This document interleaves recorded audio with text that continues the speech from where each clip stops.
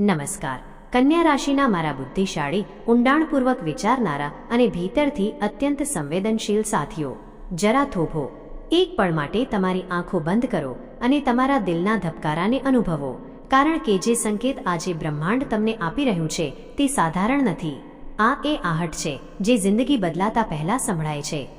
તમે ક્યારેય વિચાર્યું છે કે કેટલાક લોકોની કિસ્મત અચાનક કેમ ચમકી જાય છે?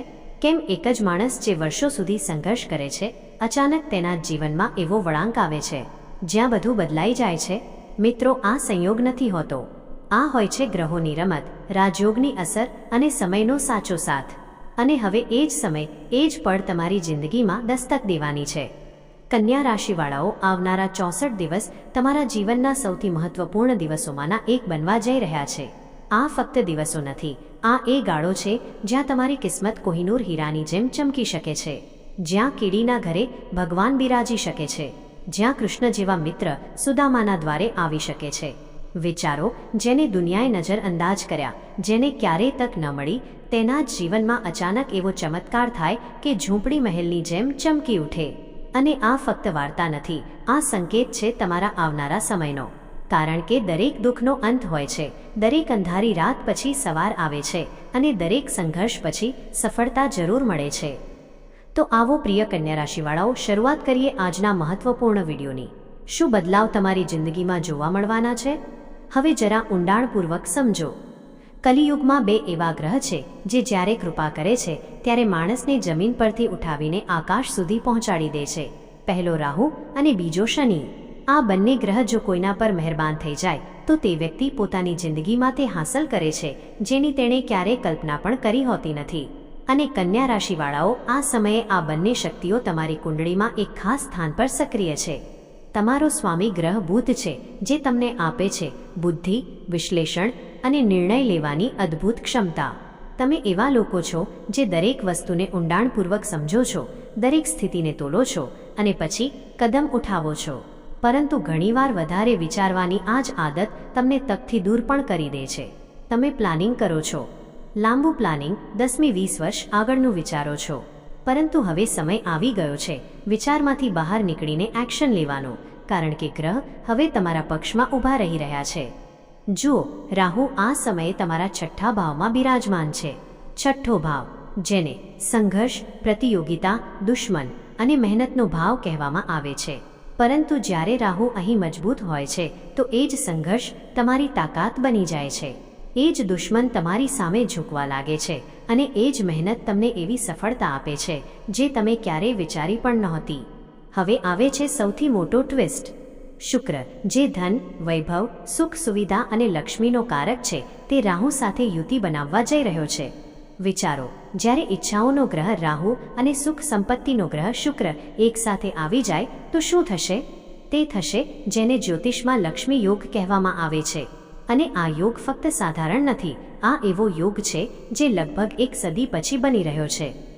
માર્ચથી લઈને એપ્રિલ સુધી આ શક્તિશાળી યુતિ તમારા જીવનમાં એક નવો અધ્યાય ખોલી શકે છે. જે લોકો નોકરીમાં છે તેમના માટે પ્રમોશન, નવી જવાબદારીઓ અને અચાનક સન્માન મળવાના યોગ બની રહ્યા છે.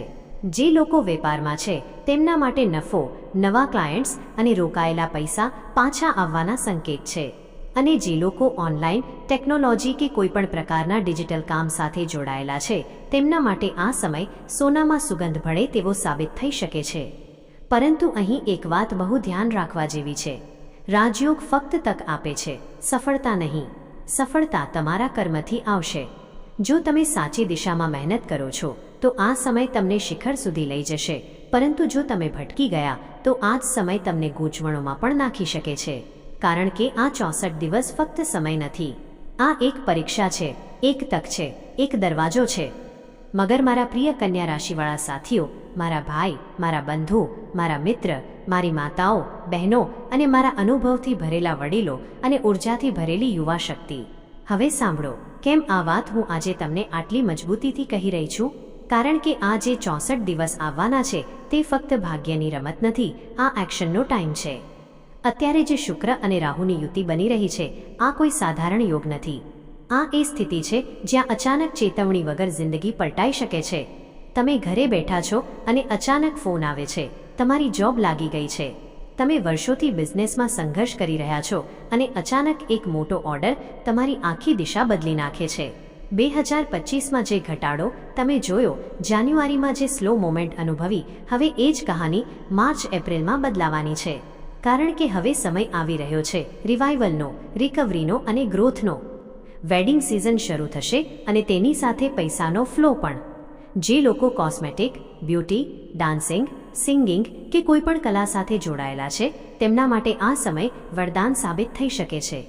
જે લોકો કેટરિંગમાં છે, restaurant, hotel, lodge, marriage garden, farm house, તેમના માટે આ સમય ફક્ત કામ નહીં પરંતુ કમાણીનો વિસ્ફોટ લઈને આવી શકે છે. અને જો તમે જમીન, પ્રોપર્ટી કે બિલ્ડિંગ મટીરિયલ સાથે જોડાયેલા છો તો તૈયાર રહો, કારણ કે રોકાયેલી ડીલ અચાનક ફાઇનલ થઈ શકે છે. ક્યારેય તમે વિચાર્યું છે કે કોઈ જમીન જે તમે સસ્તામાં ખરીદી હતી તે અચાનક તમને લાખો કરોડોમાં ફાયદો આપી દે? આ જ છે અષ્ટમ ભાવની રમત. જ્યારે રાહુ અહીં સક્રિય હોય છે ત્યારે વસ્તુઓ ધીરે ધીરે નહીં પરંતુ અચાનક થાય છે. અને જ્યારે શુક્ર તે રાહુને સપોર્ટ કરે છે તો તે અચાનક બદલાવ ધન અને સુખમાં બદલાઈ જાય છે. પરંતુ યાદ રાખો, રાહુ આપે છે જરૂર પણ અચાનક આપે છે. જેમ એકદમથી લાઇટ આવે છે અને આખું ઘર ચમકી ઉઠે છે. અને જો જતી રહે તો અંધારું પણ એટલી જ તેજીથી આવે છે. એટલા માટે જે પણ તક આવે તેને પકડવામાં વાર લગાડશો નહીં, કારણ કે આ સમય રોકાવાનો નથી, ચાલવાનો છે. અને હવે આવી રહ્યો છે આ વાર્તાનો બીજો અધ્યાય, બીજો રાજયોગ, જે આ આખી રમતને એક નવી દિશા આપવાનો છે. માર્ચ પછી શુક્ર પોતાની રાશિ બદલી ચૂક્યા હશે તો તેઓ એકલા નહીં હોય. તેઓ જશે શનિની પાસે.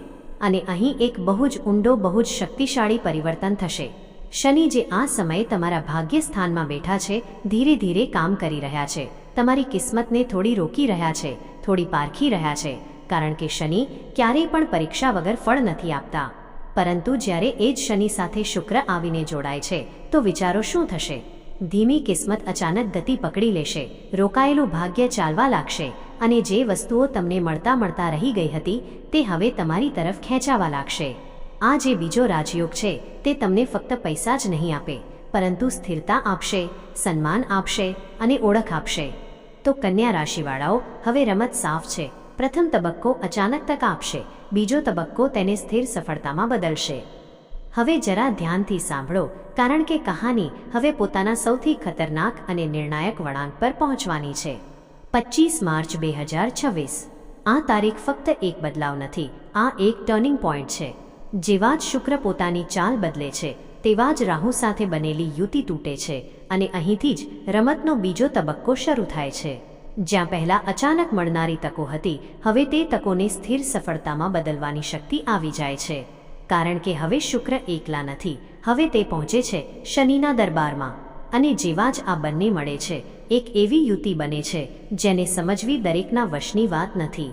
શનિ અને શુક્ર, આ બંને ગ્રહ જ્યારે સાથે આવે છે ત્યારે ફક્ત પૈસા નથી આપતા, આ પદ, પ્રતિષ્ઠા, સ્થિરતા અને ઓળખ આપે છે. અને સૌથી મોટી વાત, શુક્ર શનિનો સૌથી પ્રિય મિત્ર છે. તેથી જ્યારે આ બંને મળે છે ત્યારે પરિણામ સાધારણ નથી હોતા. હવે જરા સ્થિતિની ઊંડાઈને અનુભવો. શનિ પહેલાથી જ તમારા ભાગ્ય સ્થાનમાં બેઠા છે, ધીરે ધીરે તમારી કિસ્મતને પારખી રહ્યા છે, તમને ટેસ્ટ કરી રહ્યા છે. કારણ કે શનિ ક્યારેય પણ પરીક્ષા વગર ફળ નથી આપતા. પરંતુ જેવા જ શુક્ર ત્યાં પહોંચે છે તેવા જ શનિની કઠોરતા મધુરતામાં બદલવા લાગે છે. અને પછી એક એવી ક્ષણ આવે છે જ્યારે શુક્ર પોતાની ઉચ્ચ અવસ્થામાં પહોંચી જાય છે મીન રાશિમાં, અને ત્યાં જ શનિ પહેલાથી બિરાજમાન છે. વિચારો, જ્યારે એક ગ્રહ પોતાના સૌથી શક્તિશાળી રૂપમાં હોય અને બીજો ગ્રહ જે કર્મ અને ભાગ્યનો સ્વામી છે તેની સાથે બેઠો હોય તો શું થશે? આ જ એ પળ છે જ્યાં સાધારણ જીવન અસાધારણ બને છે. આ જ એ સ્થિતિ છે જ્યાં રાજયોગ મહારાજયોગમાં બદલાઈ જાય છે. આ જ એ સમય છે જ્યારે તમારી મહેનત તમારી કિસ્મત સાથે મળે છે અને પછી જે બને છે તે હોય છે કેદાર રાજયોગ જેવો પ્રભાવ. એનો અર્થ શું છે?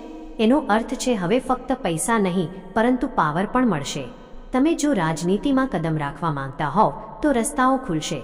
જો તમે તમારી ઇન્કમ વધારવા માંગતા હોવ તો તકો પોતે ચાલીને તમારી પાસે આવશે. જો તમે લગ્ન, વિવાહ કે કોઈ માંગલિક કાર્ય વિચારી રહ્યા છો તો ઘરમાં ખુશીઓની દસ્તક થશે. જે સપના તમે વર્ષોથી જોયા છે તે હવે હકીકત બનવા લાગશે. પરંતુ અહીં જ એક બહુ મોટી ચેતવણી પણ છુપાયેલી છે. અને જો તમે તેને નજરઅંદાજ કરી તો એ જ રાજયોગ તમારા માટે પરેશાનીનું કારણ પણ બની શકે છે. જરા પાછળ જઈએ. માર્ચથી એપ્રિલ વચ્ચે જ્યારે શુક્ર અને રાહુ સાથે હોય છે ત્યારે આ સમય જેટલો આપનારો છે તેટલો જ પારખનારો પણ છે. કારણ કે રાહુ શું કરે છે? રાહુ જુસ્સો આપે છે. અને શુક્ર શું કરે છે? શુક્ર આકર્ષણ વધારે છે. જ્યારે આ બંને મળે છે ત્યારે માણસ પોતાની ભાવનાઓ પર કંટ્રોલ ગુમાવી શકે છે. તે એવા નિર્ણયો લઈ શકે છે જે આગળ જતાં તેની ઇજ્જત, તેનો પરિવાર અને તેનું ભવિષ્ય ત્રણેયને પ્રભાવિત કરી શકે છે. એટલા માટે હવે જે હું કહેવા જઈ રહી છું તેને હળવાશથી ન લેતા. જો તમે કોઈ સંબંધમાં છો તો તેને સચ્ચાઈ અને ઈમાનદારીથી નિભાવજો. જો તમે પરણેલા છો તો કોઈ પણ પ્રકારના એક્સ્ટ્રા રિલેશનથી દૂર રહેજો. કારણ કે આ સમય ઇશ્કને જુસ્સામાં બદલી શકે છે અને જુસ્સો અવારનવાર માણસ પાસે ભૂલો કરાવે છે. એવી ભૂલો જે પળભરમાં વર્ષોની બનાવેલી ઇજ્જતને પાડી દે છે.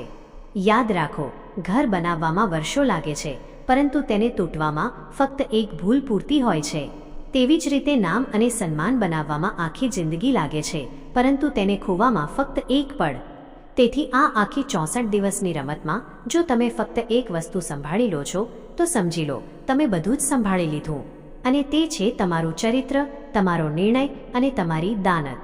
જો આ 3 વસ્તુઓ સાચી રહી તો માનજો એ જ થશે જેનો વાયદો બ્રહ્માંડ તમારી સાથે કરી રહ્યું છે.